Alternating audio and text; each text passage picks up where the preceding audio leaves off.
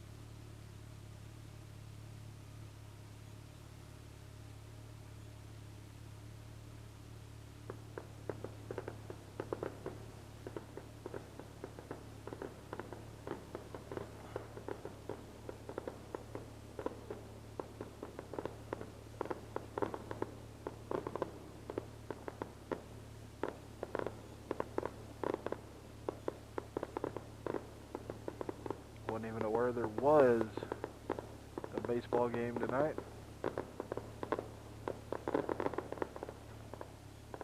My understanding is they shoot them off every time we win, and the highway that runs across the river is right on the other side of the stadium.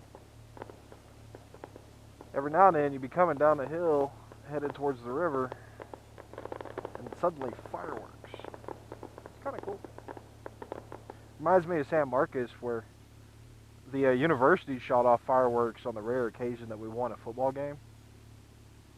5 or 6 times while I lived there for 10 years. Home games. I'm sure they won more than that. But that's all that I can really remember. And I could see the fireworks from home. You could hear them real well, because I lived right down the street from the stadium. Maybe half mile. It was kind of neat. Recording stopped. Goodbye.